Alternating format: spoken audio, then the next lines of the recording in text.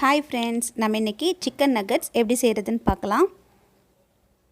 அதுக்கு நான் 1/4 kilo chicken எடுத்திருக்கேன், போன்லெஸ். இது கொஞ்சம் சிக்கன் இருந்தாலும் நிறைய தான் வரும். தண்ணி இல்லாமல் நல்லா புழிஞ்சிட்டு போட்டுக்கிடலாம் மிக்சியில்.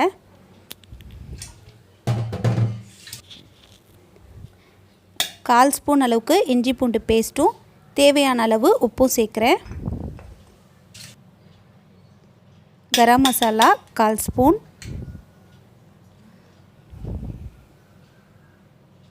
மிளகாய்த்தூள் 1/2 ஸ்பூன், பெப்பர் தூள் 1/4 ஸ்பூனுக்கும் கம்மியாக சேர்த்துக்கிறேன்.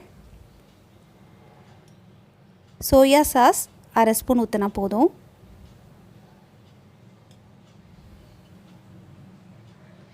இதோட 2 ஸ்லைஸ் ப்ரெட்டை நம்ம சேர்த்து மிக்சியில் நல்லா அரைச்சிக்கலாம். 1/4 கிலோவுக்கு 2 ஸ்லைஸ் ப்ரெட், அதுக்கு மேலே போட்டாக்கா ரொம்ப கல் மாதிரி ஆயிரும். அதோட கம்மியாகவும் போட வேணாம். அரைச்சாச்சு பாருங்கள், நல்லா ஒரு கரெக்டான பதத்தில் இருக்குது. இந்த அளவு இருக்கணும். இப்போது நம்ம அதை ஒரு பவுலில் போட்டு கையில் கொஞ்சம் எண்ணெய் தடவிக்கிட்டு நல்லா பிசைஞ்சிக்கலாம்.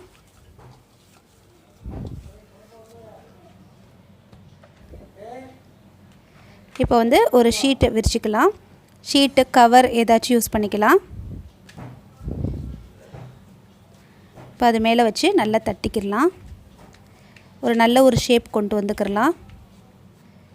ரொம்ப சப்பையாக தட்டிடக்கூடாது, ரொம்ப கனமாகவும் தட்டிடக்கூடாது, மீடியமாக இருக்கணும். கையில் எண்ணெய் தடவிக்கிட்டு தட்டினோம்னாக்கா நல்லா அழகாக வரும்.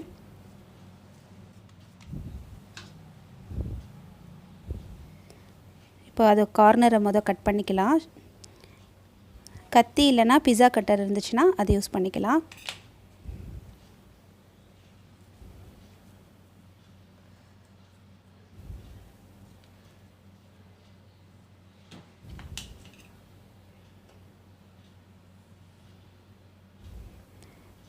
இந்த மாதிரி நம்ம பாக்ஸாக கட் பண்ணிக்கலாம். இப்போ நமக்கு கொஞ்சம் இது டார்க் கலரில் இருக்குல்ல, நம்ம ப்ரெட்டோட ஓரத்தெல்லாம் நம்ம கட் பண்ணிவிட்டு போடலை, மிளகாய் தூள் சேர்த்துருக்கோம். அதனால் இந்த மசாலா கொஞ்சம் டார்க்காக இருக்குது. நமக்கு வெள்ளையாக இருக்கணும் அப்படின்னா மிளகாய் தூளுக்கு பதிலாக நம்ம சில்லி ஃப்ளேக்ஸ் சேர்த்துக்கலாம்.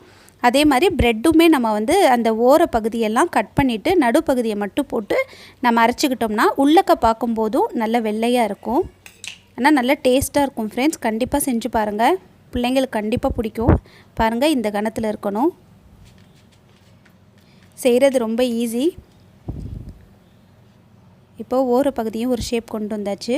வேணான்னு கட் பண்ணோம்ல ஷேப்புக்காக, அது அதையும் கட் பண்ணிக்கலாம். இப்போது மைதா ஒரு 1.5 ஸ்பூன் அளவுக்கு எடுத்திருக்கேன். கொஞ்சம் மிளகு சேர்த்துருக்கேன். தேவையான அளவு உப்பு சேர்த்துருக்கேன். 1/2 டம்ளர் அளவுக்கு தண்ணி ஊற்றி கரைச்சிக்கலாம். இது ரொம்ப தண்ணியாக இருக்கக்கூடாது, ரொம்ப திக்காக இருக்கக்கூடாது. ஒரு முட்டையை கலக்கணும்னா எந்த திக்னஸ் இருக்குமோ அந்த திக்னஸில் இருக்கணும். நீங்கள் இது இல்லாமல் முட்டை கூட கலக்கி வச்சுக்கலாம். இப்போ ஒன்று ஒன்றா எடுத்து ஒரு ஃபோர்க்கில் அதை வடிச்சிட்டு ப்ரெட் க்ரம்ஸில் போட்டு பெரட்டிக்கலாம். இதை நிறைய நம்ம செஞ்சு கூட ஃப்ரீசரில் வச்சுட்டு தேவையான போது பிள்ளைங்களுக்கு பொரித்து கொடுத்துக்கலாம்.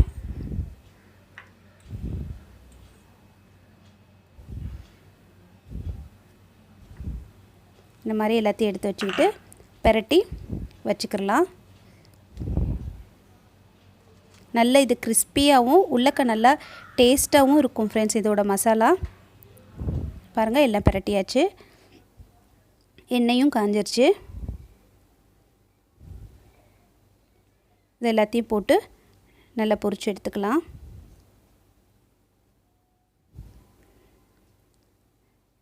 மொருவுனதுக்கப்புறம் பெரட்டி விட்டு அந்த பக்கமும் மொருவுனதுக்கப்புறம் எடுத்துக்கலாம். இதை கண்டிப்பாக ட்ரை பண்ணி பாருங்கள். ட்ரை பண்ணி பார்த்துட்டு எப்படி இருக்குன்னு சொல்லுங்கள் ஃப்ரெண்ட்ஸ். இந்த வீடியோ உங்களுக்கு பிடிச்சிருந்தா லைக் பண்ணுங்கள், ஷேர் பண்ணுங்கள், சப்ஸ்கிரைப் பண்ணுங்கள். Thank you friends. பாய்.